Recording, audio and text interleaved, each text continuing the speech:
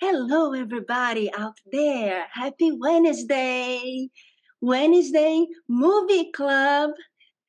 I'm Isabela Rangel. And I'm Richard Burgin. Tonight we have a special guest, Alex Young. Alex, it's a really wonderful to have you on the show, and great to be here. And I know you're very passionate and knowledgeable about movies and about the movie franchise we're going to be talking about tonight. Oh yeah, tonight we'll talk about the series Mad Max. A fantastic series, absolutely. Right there. Yeah. A fantastic series of post-apocalyptic and dystopian action films. Yes. Very dystopian, very visceral. Oh yeah, intense. Wow. Yeah, the action scenes are amazing, incredible. One of my favorite franchises of all time. It's kind of like the breakdown of society and these, gangs with accents that sound a little bit like Alex in A Clockwork Orange are terrorizing these random people. So that's what the first one reminded me of the most. And then George Miller made a very interesting decision in the first sequel, The Road Warrior, to go in a much more apocalyptic direction, starting with The Great Humongous and kind of escalating from there to gradually get more and more, elaborate, fantastical kind of set design and showing how this society really deteriorated and became, because by Fury Road, it's like, they're not even just fighting over oil anymore. They're fighting over water. And that's a much water more... is like the real gold in that world at that point. No, that scene when he starts like joring in the water and people are like miserable, like begging for like a drop of water. That that's very intense. Yeah, it's visceral. No, and it's like when the hose was running. When the hose was running, I was like, "Don't waste the water! Don't waste the water, Max! Don't waste the fucking water!" Well, I think one thing, especially when you dip into the rest of the series, the first one was an absolute miracle because it was an indie film George Miller made with absolutely no money. And then even by the time you get to The Road Warrior, they had a budget of about $2 million, which for them must have seemed like all the money in the world compared to the first one. I would want that kind of budget. It became a big hit in theaters because of drive-ins. And how sweet would it be to see a Mad Max movie inside your own car? That would be so totally as like perfect. A movie, as a cult favorite. And since the first one wasn't a big hit in the States because they had a big problem with the English overdub because they thought all of the Australian accents were too thick for American audiences. They did this bad, like, cable TV version where like the mouths don't match, like it's not even close. That's crazy. Yeah, it's just horrendous. And even watching clips of it, it's like watching TV edits of a movie like Scarface where you're just like, oh my God, none of this works. And so it turns out that the original was actually a huge hit in places like France and Japan. Oh, in Brazil too. I'm from Brazil. It was a big hit too. I've heard many things about in the 80s. Oh yeah. Yeah. Well, because in Japan they looked at Max almost like this mythical Ronin type character. It's like if you futuristic samurai. A lot of Kurosawa films, especially like Yojimbo or Seven Samurai and stuff like that. He's kind of just this like lone wolf who wanders into town, basically does whatever he needs to do, whether it's the right thing or the wrong thing, or he does the right thing for the wrong reasons or what have you, completely changes the entire like makeup of the town and then just disappears into nowhere and is just on to the next adventure. Whereas like the French and a lot of people in Europe apparently were like, oh, these are basically Westerns on wheels. Instead of horses, they just have these old beat up junker cars. There's nothing like sleek, sophisticated, like it's highly stylized, but it's not Blade Runner where nobody's got like super advanced technology. They're almost like pirates in a way, which personally I always thought was amazing. And so you can definitely see a lot of the Clint Eastwood DNA in there. Oh yeah. And essentially a big part of the series too. Even that's why they called it the Road Warrior instead of Mad Max 2 in the States originally, because the first one didn't do well in theaters. I think the Road Warrior has to be one of my favorite sci-fi sequels of all time, next to like Aliens, Terminator. Even the storytelling I feel is a lot more sophisticated, but one key thing I think really makes the Road Warrior work is a sequel that it has in common with a lot of great sequels, like some of the ones I mentioned, is that it expands on the world that it's a part of. It doesn't shrink on it in the sense that it rests on its laurels, and it's basically like a glorified big budget retread of the original. Whereas in this, they completely take it into another direction. Everything seems a lot more advanced. And you can tell that it doesn't lose that original grit and vision that they had in the first one. But now they're a little older, they're a little wiser, they have a little bit better understanding of like not just filmmaking, but how they want to portray it on screen. And I think a big part of why the franchise translates to a global audience so vividly and so well, yes, there is a lot of intense, like eye-popping, amazing action, which is a universal language, like music. Everybody understands, like cars smashing into each other and blowing up. You know, the fighting. And it makes me think about too, like you don't need it just like real world. It's like people fighting over oil. Absolutely. That's universal. Yeah. It's a great theme for a movie because there have been so many that ties into so many wars, like all the conflicts in the Middle East, the Ukraine war, that's because Russia can only really do that because they control so much oil. And so I think that's a lot like movies. Well, I think one thing you tapped into was a very key and operative phrase right there is universal, because when you really boil down the themes, again, even beyond the amazing action, I think a huge part of why it translates to a global audience really seamlessly is it's about survival, which is like the ultimate universal theme. Oh, yeah. And since there's survival dialogue in hell, very visually written, like you hardly need any subtitles, and it's honestly, it makes me laugh a little bit because I think maybe a part of that is because of what a horrible experience George Miller had with that redub of the first Mad Max movie, where he's like, well, they can't butcher any dialogue if there isn't any. You're not going to need subtitles, which is why which is why in Furiosa, it kind of made me laugh a little bit when some people were talking about how in the new one, she only has like 35 lines of dialogue and this and that. And they're almost trying to like slant it as a negative in the media when these have never been dialogue like heavy movies to begin with. No. It's not a Tarantino movie. It's not a Coen Brothers movie. That's not a like slam against them whatsoever. It's just a completely different style. It's very visually driven, no pun intended. And so another part of it too is like it's baked into the story where she's hiding amongst the war boys as a mute, trying to hide the fact that she's like a girl becoming a woman.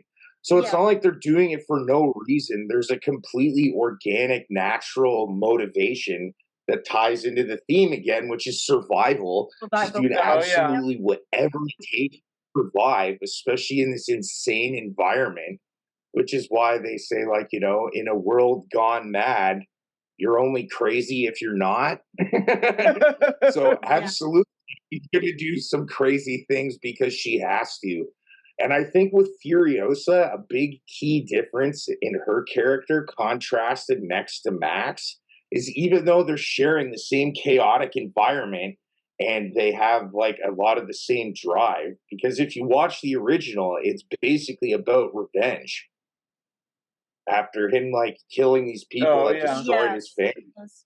He doesn't care about the world ending. Like that's the thing. I feel like a lot of these movies have very intimate stakes. It's not about saving the world. It's not about saving the universe from some intergalactic invasion of faceless CGI aliens. It's not like there's zombies or magic powers. It's literally like humans being reduced back to animals and everybody going back to the original food chain.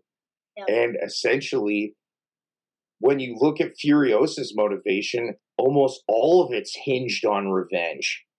Not just getting back to the green place, but killing everyone that gets in her way or tries to stop her. And so, what I think the key difference is she has an actual geographical location. You know, the green place is almost like a MacGuffin, like the Holy Grail in Indiana Jones. It's this idealized location, and that's why I thought it came It doesn't exist. full Yeah, it was circle very sad to that Fury that's Road, but she realizes it's gone. Oh yeah, no, The it's world like, has changed, and so did she. oh yeah, And so no, it's like he it's and Max are almost the same it's after that because his world ended as soon as his family did. And now they're both kind of almost in the same place, but she's like queen of the mountain with all the water. So that's why I love how that whole franchise doesn't convince itself it's trying to make some grandiose, you know, social or political statement.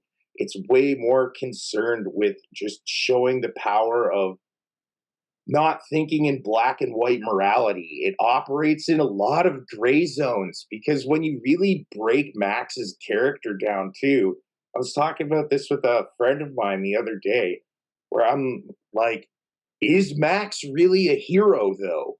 Like, he does a lot of heroic things. What does he do that's that could heroic? be Exactly. good. But even when you see him in Road Warrior, perfect example, when he's trying to help them escape with all the gas, he's only doing it so he can leave. He's not doing it to like break down the door and be Captain America and be like, it's okay, guys, I've got this one. Like he's basically doing it for very selfish reasons. And he wants to be the humongous, maybe. Yeah, he and so to it's that easy guy. to see him as a hero when they pit him against Humongous because Humongous is obviously way worse. But it's funny because in those types of scenarios, I call it the Tony Soprano effect. Because the reason you're rooting for this guy, even though you know he's done horrible things, is because they'll conveniently pit him against somebody who's like way worse. So even when you know this lead character is capable of being terrible, you're like, well, at least he's not that guy. Yeah, that's by the So way, this world, he's not that bad. He's not withholding water for people. He's being used as a blood bag. So you got to feel some sympathy for him. Even if he's it's not. very easy to understand. He was like kidnapped. I'm just like, you know, he's not really a traditional like clean-cut hero. Like, you know, he's not Luke Skywalker or King Arthur or Neo from the Matrix, where it's like immediately easy to root for this guy. He kind of operates in this really interesting gray area, or even if he does something bad, like kill somebody, it's always in the name of like self-defense or survival or something like that. But even in Fury Road, well, they have this like grand vision of escaping their captors, going to the green place. He doesn't care really about any of that. He just wants to get the hell out of there in one piece. And like, get this goddamn thing off my face. Yeah. And so he's like, all right, gang, let's do it. Let's zip. And so once he finally, the real turning point, no pun intended, when they're like, we have to turn around and go back to the Citadel because it's abandoned. That's like the emotional turning point for Max, too, because he's like, all right, cool. There is no escape. We're all on the same page now. Let's go smoke this asshole once and for all. I'm going to get some water and get the hell out of Dodge. And so that's kind of what makes him a perfect character for that type of franchise. Because since he's like this wandering soul, his family's gone, he doesn't have a green place. It's a really interesting and I don't want to say easy. George Miller makes it look super easy, but it's easy to kind of just drift him into another adventure or like drum up another mission for him to kind of wander off into the sunset towards and that kind of thing, which is why bending franchise a little bit into Furiosa didn't seem like that much of a curveball for me when she basically stole the show in Fury Road. Yeah, she did a great job. So when people are like, "Oh, the Max," I'm like, "Not really." And George Miller was very clear and upfront that he actually wrote the script for Furiosa before they started shooting Fury Road.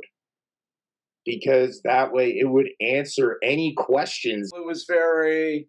Yeah, she seems like a warrior, very ferocious. Very ferocious. Very intense. And she's not exactly huge, but you don't really doubt her while she's doing all of these different fight scenes, which is pretty impressive considering that, not being the most muscular, but she's very convincing, very believable. Such a good job with the visual effects, Oh yeah. She has no hand at all. It looks pretty real. Yeah. Everything. Missing arm. Yeah. Amputated right here. Yep.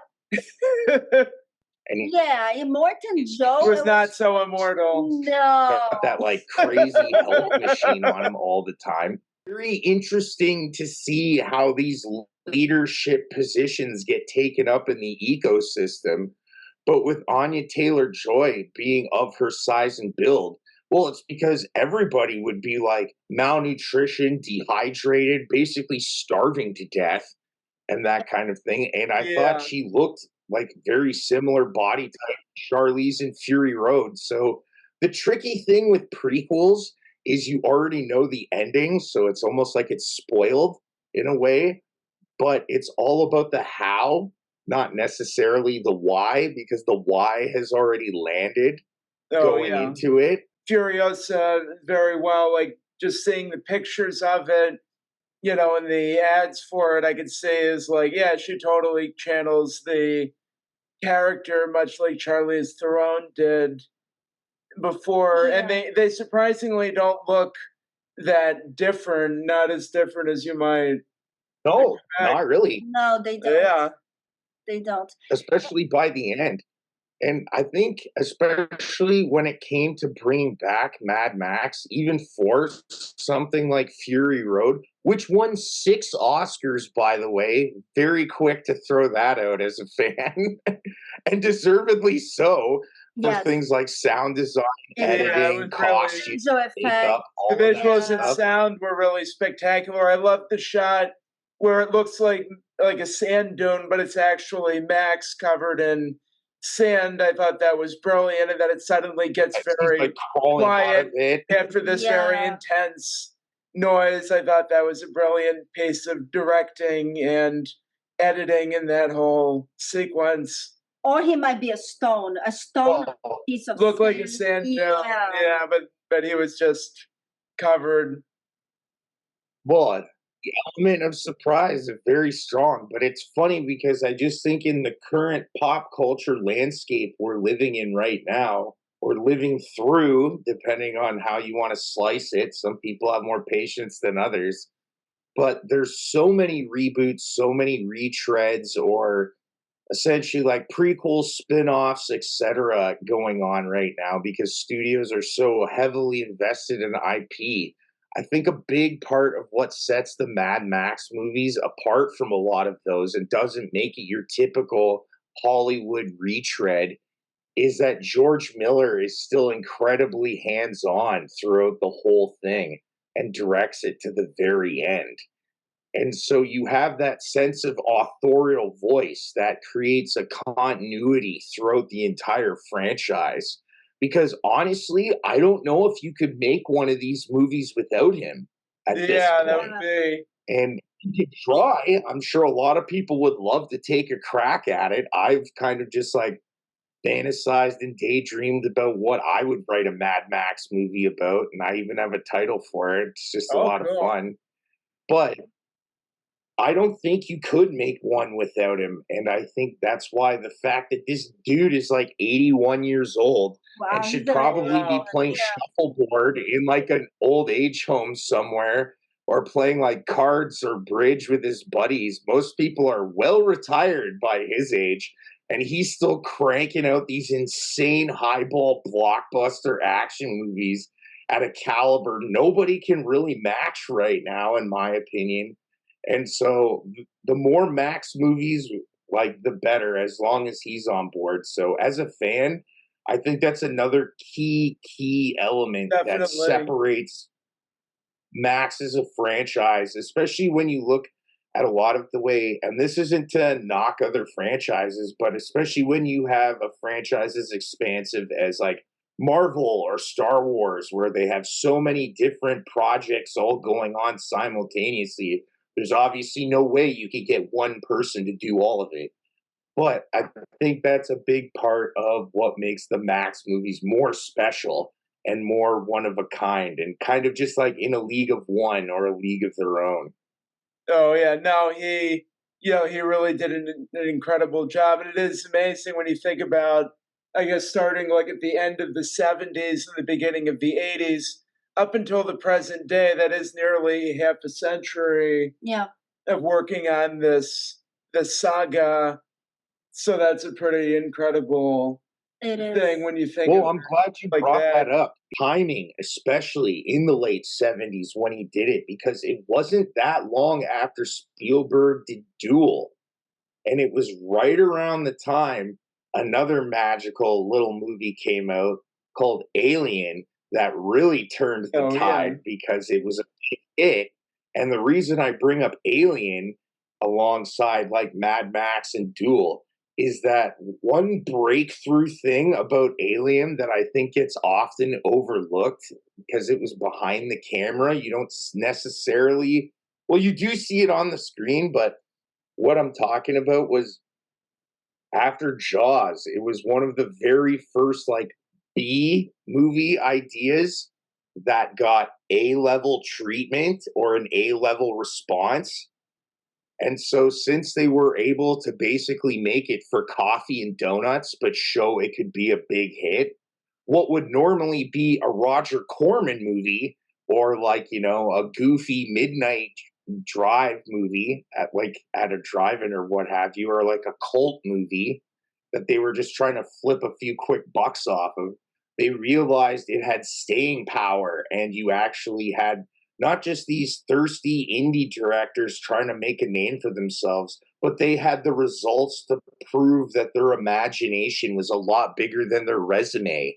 And I think the fact that Alien coming out in 1979 combined with like Jaws and Mad Max all within like the mid to late 70s really set the tone in a huge way and set the stage for what became the golden standard or a huge standard for what the 80s action movie, studio 80s action movie eventually became.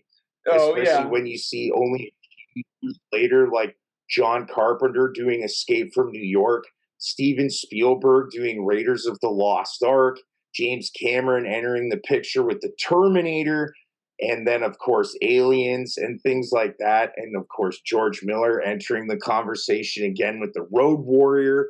And you have movies like Blade Runner popping off. So you see this explosion of dystopian cyberpunk, like 80s sci-fi. And I think that was kind of in society. There was the whole, like, there was a lot of crime in the 70s and 80s. So I think to some degree, having this very violent, intense dystopian movies in that era, I think it reflects what was going on in America at that time. Oh, absolutely. They thought that's what was going to happen in New York and Chicago and all these big cities were going to, or they thought that LA was going to become like the LA in Blade Runner. It was just going to be smog and endless night and shootings. Exactly. Yeah. Well, and not only that, but you enter the Reagan era, you have the Iran-Contra affair, you have the explosion of cocaine and the war on drugs, and eventually the crack epidemic. You see the beginning of a lot of union busting and a lot of like wage disparity.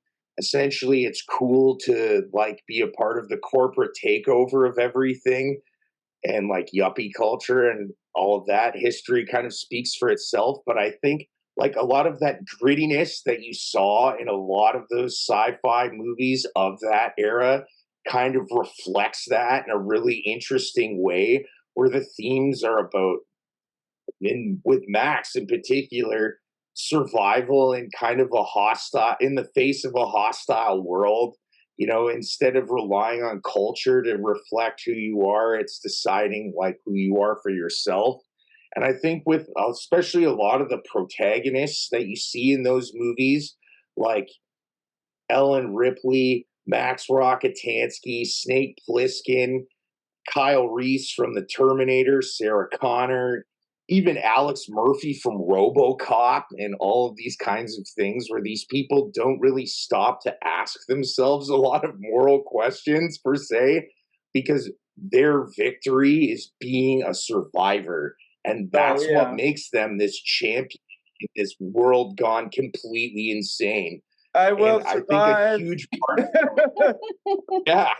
Oh yeah, I will survive. I think a huge part of the reason those movies still stand up like 40 years later, and it's not to knock CGI, because I think when used tastefully, it can really enhance a story, and Fury Road's a perfect example. Oh yeah, those very convincing in Fury Road. And I was gonna say too, it's blended in very well. Makes a great very use tastefully. of its big budget in Fury Road, because there's a lot of times I think a lot of big budget movies don't necessarily justify having a 100 million or $200 million budget, but Fury Road really does. He made excellent use of the money. It's really some of the most beautiful shots in the desert in any movie, really, that's filmed in the desert. And the way they blended in with the live action, it's seamless. But I think you're right. Beautiful, yeah, it does. But I think, especially when you mention like certain movies being deserving of a huge budget, and I'm not going to name any names or take a swipe at anybody, but I think a huge part of what you're seeing in Hollywood right now, and you don't have to be like a detective to figure it out, is you'll see people get an indie hit, and then you'll see that director immediately launch from making a $1 million movie to a $250 million movie without really being able to bridge the gap in between, where it's like, oh, wow, you just made this movie that won Best Picture at the Oscars for like our catering budget for the last Doctor Strange movie. How would you like to direct the next like X, Y, and Z in this franchise? And that's part of why I think when they did grant a big budget to something like Fury Road, George Miller has had so much experience in filmmaking to bridge that gap up until that point, where he's just like, oh, okay, you're going to dump a budget like that on me? You see every penny of that budget on the screen. Definitely. And he's completely got the direct ops to back it up. And I think that's a huge part of what made Fury Road such an incredible reboot that I would argue is right up there with some of the best like modern day reboots, next to Batman Begins or Casino Royale for James Bond. I'm just like, studios, please take notes. This is how you reboot a franchise. And so it's very interesting to see certain directors try to navigate that water from having that indie small budget hit to jumping into something as huge as, let's say, Spider-Man or Batman or something huge like that. Whereas, like, I think that's where Christopher Nolan was really smart, was because before he did Batman, he had slowly scaled up the budgets of the movies he was doing before he dived into a major, like, franchise character like that. So by the time he kind of arrived at Batman Begins, he knew what he was doing behind the camera. He had the grasp of the technical know-how and process. Oh, yeah. So when it came to executing the chops and vision, he had the ability to do it, not just show an amazing storyboard. And one thing that always, just to circle back to Mad Max and that series, one thing that always struck me as interesting with those movies is how incredibly minimalist the scripts are. It is very like visual. When you actually look at Fury Road, what's crazy, they didn't even have a script. They basically had a graphic novel of all the storyboards, and we're like, this is going to be the movie. That makes a lot of sense. Shot for shot. No, it's very visual. It's like because I have no idea how else you would execute that on paper. I have no clue how you would write that movie in like a normal illustration of the war between the cars and all the IVs and there's a lot of really interesting details. Late shots, the guitar player. Yeah, I have no idea how you would communicate that, let alone pitch it and sell it to like a huge studio executive at Warner Brothers and be like, believe me, bro, I got this. Just write me a check for 100 million, 150 million bucks. It's gonna be amazing. Trust me, I've done this before. No script. Wow, just a storyboard, basically. Wow. No, this, this is fascinating. Shot for shot. It's like a comic book. I've only seen like pictures of it on the internet and stuff like that. But even the drawings are so detailed, you could totally release it as a graphic novel and it would basically be the movie. They should release it. Yeah, and like you should find this for it. They apparently had on set like this thick. And it's the same thing with Furiosa. Like, I have no clue how else you would do it, because even if you put that movie in regular script format, it would be like 50 pages. Oh yeah, no, it's like it wouldn't really. It's like very the movie visual at all on paper. It would be what the hell is this? What am I supposed to do with this? No, and if he had to describe this in a script, describe all the scenes, the fighting scenes, it would have been really hard, I imagine. Yeah, it would be repetitive. Oh, it would have describe it in a script. It's better just to draw it, to do it that way. Yeah, that makes yeah.